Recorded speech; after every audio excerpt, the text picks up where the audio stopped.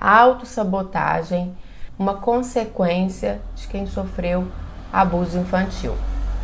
Para a gente entender isso, a gente vai então começar entendendo primeiro id, ego e superego, que foi essa divisão que Freud fez para entender os nossos instintos, os nossos pensamentos. Então, o id, ele é considerado como o instinto, o desejo, o irracional. O ego é o mediador e o superego é o que vai de encontro à moral, à ética. Então, vou dar exemplos para você entender um pouco mais claro. O id, né, é o desejo. Então, eu acordo e aí eu falo assim, nossa, que vontade de comer um chocolate. É o meu instinto, o meu desejo tá ali querendo, né, esse prazer. O superego vem e fala assim, não, imagina, 7 horas da manhã comer uma barra de chocolate, tá louco? Você vai ficar assim, vai ter um infarto, né? Muito ruim para a saúde. Não pode, né, deixar isso acontecer. Criar esse hábito. Ele vem criticando. E aí o ego, o que ele fala? Vamos comer uma fruta, um café da manhã saudável, que depois do almoço, então você pede a sua sobremesa. Ou vamos para academia, vamos malhar, que aí depois você tem o direito de comer. Você gastou essa caloria, você vai poder comer.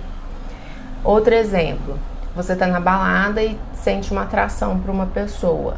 O id, né? O desejo, o instinto, querendo o prazer, o sexo. Aí você chega lá, tira a roupa da pessoa e transa com ela. Não, o superego fala, não faça isso. Você vai ser preso, vai ser linchado, vão te bater aqui. Aí o que o ego fala? Não, vamos então lá conversar com essa pessoa, descobrir o telefone dela, marcar outros encontros, e pode ser que depois role, né, o sexo. Então, o ego vem como intermediador do id e do superego. Colocando então aqui nessa balança, a gente tem então o ego aqui em cima, né, controlando os dois. Para a gente viver numa sociedade, o superego ele tem que estar um pouquinho acima do id, porque a gente, né, para poder ter as regras da sociedade, o respeito ali do outro, a gente precisa de umas regras, né, mais fortes ali, que o id, né, fica mais assustado, fica mais de olhos abertos, para você não fazer tudo que te der na vontade, independente se, né, vai afetar as outras pessoas, o meio, né, ou você. Então, a gente precisa, né, para viver em sociedade, o superego um pouquinho acima do id. Ou seja, a moral, ela tem que estar um pouquinho acima do prazer, do instinto ali. A criança, ela não nasce com um superego. Esse superego, ele é criado conforme o meio, a sociedade, né? Conforme o pai vai falando, a mãe vai falando, não, sim, pode, não pode, a criança vai entendendo e criando esse superego. Quando, na infância, ela tem uma frase que a gente já falou até aqui, a onipotência. O que significa a onipotência, né? A criança, ela não tem a noção do mundo, né? Ela não viu ainda o mundo, não tem, então para ela o mundo é ela. Ela não tem essa concepção do outro. Ela tem uma visão egocentrista, né? Então, vamos supor que ela tá ali no berço e aí alguém chega, acende a luz e nesse momento ela levanta o braço, né? Então ela entende que ao levantar o braço, ela acendeu a luz. Ela não tem essa concepção que acontece outras coisas que não ao centro dela. E às vezes, né, se você já percebeu, às vezes as crianças elas não têm muita noção, né, de empatia, de colocar tanto no lugar do outro. Vamos dar um exemplo, né? Ela vai comprar um presente para uma outra pessoa que é mais velha, um primo, uma tia. Ela compra um brinquedo que ela gostaria de ganhar, que ela acredita, né, que o outro vai estar ali gostando também. Então ela não tem muito essa concepção de outras coisas, ela vive muito dentro do mundo dela, dentro da casa dela, tudo ela é o centro, né, muito egocentrista nesse sentido, nessa visão. Então, outro exemplo, né, que já aconteceu comigo eu tava com meu priminho, e aí eu tinha, sei lá, acho que 20 anos, 20 e poucos, e ele devia ter 6, não sei mais. E aí ele, quantos anos que a Gabriela tem? Ele, 8, né? Então ele não entendia porque eu brincava com ele, e tava ali com ele, brincava, conversava com ele, assim, e ele não entendia que eu já era mais adulta, né? Então ele coloca ali no mundo dele, um pouquinho mais velha, né? Que eu, talvez, alguma coisa assim. Então a criança, ela tem essa onipotência. E aí a criança que é abusada, ela entende que ela causou, né? Tudo aquilo por essa onipotência, por essa percepção. Então tudo ela acredita que acontece porque ela dá o comando. Então se o outro abusou dela, foi porque ela deu esse comando, foi porque ela foi atrás, ela permitiu e ela atraiu isso. Então tem também muito dessa concepção da criança nessa psique de onipotência. E quando isso acontece, o abuso acontece, ela fica procurando ajuda para simbolizar, para entender o que está acontecendo. Como eu já falei, todas as vezes, todos os clientes, quando chega na cena do abuso, para a gente ressignificar a primeira frase, quando eu pergunto como que ela está se sentindo, ela não está entendendo nada. Não está entendendo, não está entendendo, não está entendendo, não está entendendo. Então, ela busca, né, em outros adultos, entender o que está acontecendo, não consegue, né? Muitos poucos adultos conseguem entender esses sinais da criança. E aí Freud fala que o trauma, ele acontece na incapacidade de simbolizar, de compreender o que está acontecendo, né? O trauma a frase dele é: o trauma psíquico é decorrente de uma impossibilidade de simbolizar a vivência. Aí tem uma outra frase que ele fala também, que é: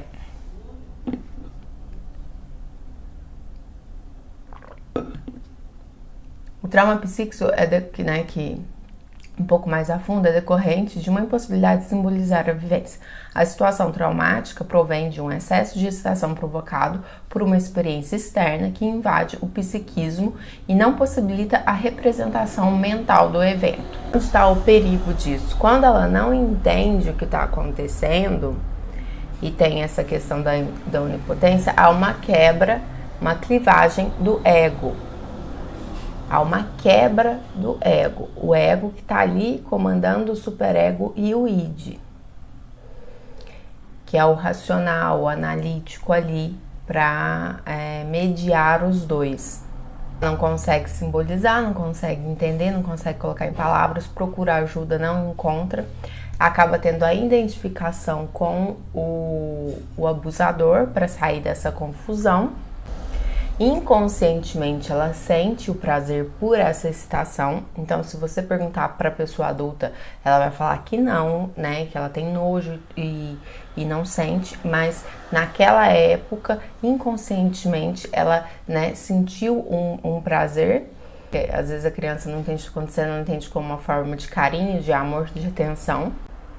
Quando ela cresce, ela entende, né, através do superego, a moral e a ética, que tava, né, que a pessoa que ela amava muito era um agressor e que estava tudo errado, ela acaba por se autocensurar, trazer muito remorso, excesso de culpa e uma autopunição. Então, quando existe essa clivagem ali do ego, o superego começa a tomar conta. E esse superego inflado, gigantesco, acaba por trazer uma pessoa que não pode nada, não pode ter prazer, não pode ser feliz, não merece. Uma autocobrança interna muito grande. Esse superego inflado, ele oprime e reprime muito o id, que é o prazer, que é o instinto. Então, é uma pessoa que não pode ser feliz, que não pode, né, fazer nada. Então, ela, nessa culpa, ela faz muito para os outros, não faz nada para ela. É também uma pessoa que se cobra muito. Então, ela não, se ela for pintar um quadro, ela né, acredita que ficou horrível, ela não se dá o tempo de pintar várias vezes para se aperfeiçoar, né? Ela se coloca como a pior pessoa do mundo para pintar um quadro. Então ela desiste acreditando que ela é a pior pessoa do mundo para fazer aquilo. Então, tudo que ela se propõe ali, ela se cobra muito e não dá esse espaço, né, para aprender. Tem até um ditado dos vasos, né, que eles pegaram 2 grupos diferentes, ditado, conto, sei lá, uma história aí. Pegaram 2 grupos diferentes e falaram para um grupo, né, tem que fazer o maior número de vasos, né, aqueles vasos de barro. Você tem que fazer o maior número de vasos possíveis em, sei lá, uma semana, um espaço de tempo ali. E falou pro outro grupo, vocês têm que fazer um vaso só, mas o vaso mais bonito, o mais perfeito. Aí também no espaço de uma semana. E aí no final, o vaso mais bonito, né, que tinha que sair, saiu horrível, porque era um. O outro grupo que teve que fazer vários, fez vários vasos muito bons, porque no final eles já estavam com muita prática e conseguiram se aperfeiçoar. Então é aquela, também tem da história, acho que das 10.000 horas, né? Então você se considera bom quando você tem 10.000 horas de prática em alguma habilidade ali. Tem a questão do piloto também, que ele só se torna piloto depois de tantas horas de voo, né? Capaz ali de pilotar com passageiros. Ele só pode depois de X horas de voos ali, de treinamento. Então, tudo na vida é isso. A pessoa que tem o superego inflado, né, que teve a clivagem do ego, a quebra do ego dela, né? Então, ela destruiu o eu, o ser dela, né? Devastou, superego inflado, então a moral e a ética muito forte ali. Ela começa, então, a se autopunir, a se autocriticar e não dá, né, espaço nem liberdade para praticar nada. Então, tudo que ela faz, ela acredita que é a pior pessoa do mundo para fazer aquilo, que ela não tem capacidade, que é uma inútil, que, né, tudo que faz não dá certo e tudo mais. E o que acontece também é que mesmo se ela faz bem, melhor que outras pessoas, por exemplo, por ter um superego inflado, ela não consegue atingir a perfeição desse superego. Então, mesmo às vezes fazendo bem aos olhos de outras pessoas, né, aquela atividade, né, as pessoas elogiando, para ela, com esse superego inflado, ela não consegue satisfazê-lo. Então, ainda assim, para ela tá ruim, ela não serve para aquilo e não quer fazer. E às vezes, né, acaba desistindo e se sofrendo muito com esse remorso, com essa autocobrança. E esse superego inflado vai oprimindo o id, né? Porque era um ali contra o outro e o ego ali balanceando. E agora tem o superego ali inflado, o id foi oprimido, só que para existir vida, ela precisa de um mínimo de prazer, né?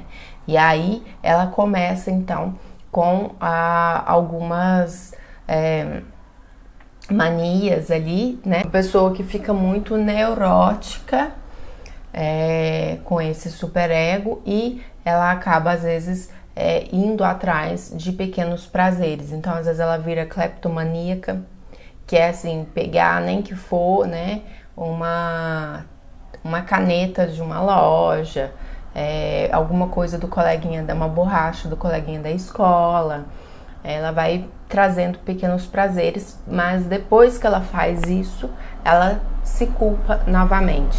Então tem casos também da menina, né, beliscar muito a perna, né, de ficar com muitas escoriações, roxo.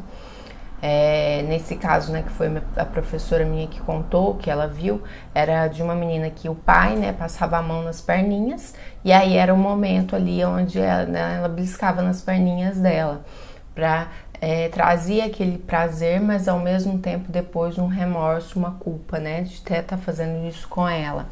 Arrancar os cabelos, então traz um prazer ali, só que depois, né, ela sabe que é uma coisa doentia, que não deve ser feito, traz uma culpa, vai para uma compulsão às vezes alimentar, né, então traz o prazer da comida ali, às vezes também para, né, ficar fora do padrão estético ali, acima do peso, para poder não trazer olhares, né? Pode ser inconscientemente também a compulsão de trazer o prazer da comida ou às vezes do álcool. Então traz, né, algumas compulsões, alguns prazeres doentios que causam mal para ela e que depois vem a culpa.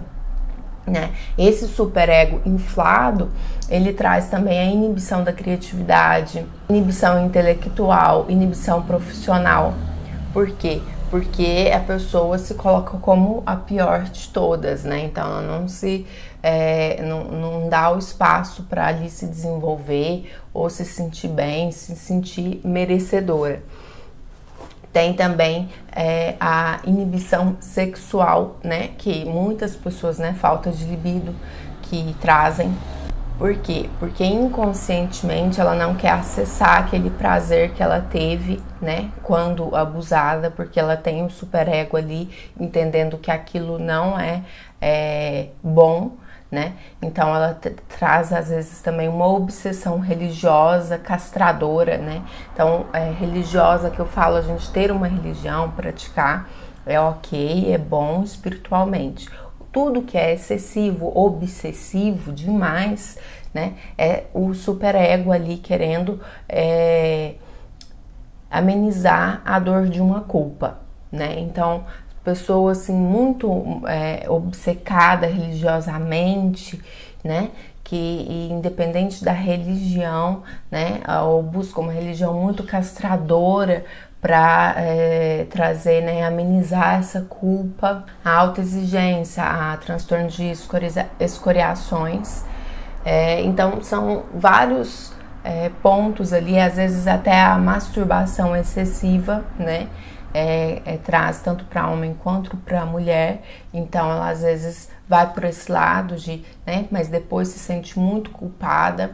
E tem muitos casos também, né, que a criança ela começou com cleptomania, roubando pequenas coisas, depois na pré-adolescência, adolescência, masturbação excessiva, depois quando começou a vida profissional ali, a autocobrança muito grande de não conseguir fazer nada, né, se limitar ali intelectualmente, profissionalmente. Então ela pode também ir variando conforme a vida dela vai passando, né? Depois pode ir para uma questão do álcool ou da compulsão. Ela não escolhe uma coisa e fica com aquilo a vida inteira, né? Então, dependendo da vida dela, da situação de vida dela, da idade, do desenvolvimento, ela vai buscar algum tipo de prazer ali e abafar também aquela culpa, né, com aquele superego inflado.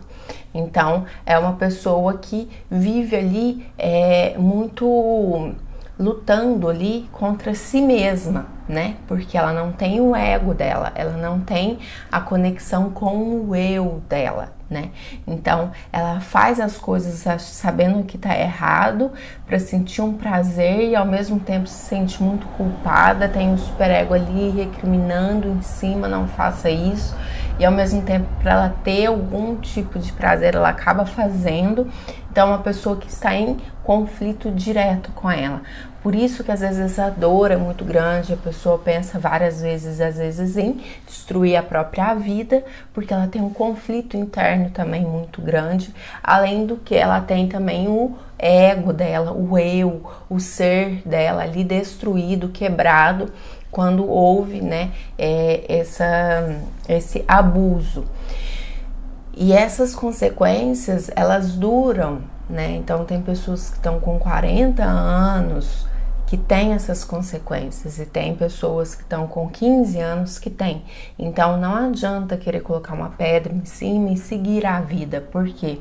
Porque psicologicamente houve ali, né, naquela formação do eu, do ser, né, essa quebra. E lembrando que no nosso cérebro ele desenvolve até os 25 anos. Então, houve, né, essa quebra psíquica e essa clivagem do ego, ela é de extrema, né, importância ali para o desenvolvimento. E trazendo, né, isso à tona, às vezes você tem uma clareza maior porque que você faz algumas coisas e que você entenda que isso não é o seu eu, não é a sua essência, que a gente pode trabalhar isso para que você né, deixe, né, essa briga interna ali e se reconecte exatamente com o seu eu, trazendo ali um sentimento, né, de amor próprio, de confiança, de determinação, nesse sentido de uma mentalidade mais tranquila, sem ficar em confronto. Bom, é isso, eu fico aqui e eu espero que tenha trazido também algumas clarezas, né, para você entender que tem várias coisas que acontecem aí e que podem ser reflexo, né, desse trauma, que é importante a gente trabalhar ele, e também pra gente refletir, né, quando a gente pega às vezes uma criança roubando a borrachinha do colega, né, o que ela tá querendo com isso, né? Então a gente entende às vezes que vai muito além do que aquilo. Aí chega, né, o colega conta, o pai e a mãe chega lá e põe o menino de castigo e descobre que ele estava roubando. Isso não se faz, né? Então ele traz uma questão muito maior ali, né? E a criança, ela se pune mais ainda, porque ela se sente o que? Um lixo, né? Ela se sente assim, a pior pessoa do mundo, né? Nossa, eu tão criança roubando, né? Por mais que seja coisas pequenas, bobas, e como que pode, né? Como que, nossa, que lixo que eu nasci, que eu sou, por estar fazendo isso, né?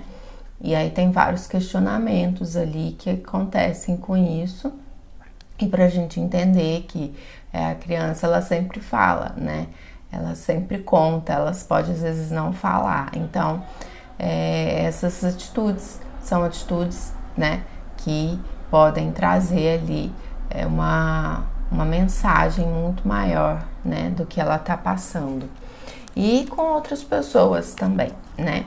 Não que a gente vai falar que é ok fazer, que tá certo, então vamos passar um pano e deixar por isso mesmo, mas pra gente buscar, né, principalmente quando criança, pré-adolescente, adolescente, pra gente buscar entender esse complexo maior, né, ao invés de simplesmente apontar o dedo e deixar de castigo, e buscar compreender tudo isso para que aquela pessoa, né, ela tenha às vezes uma razão até, né, mental, psíquica muito mais forte do que o que está sendo falado ou atrapalhado ali.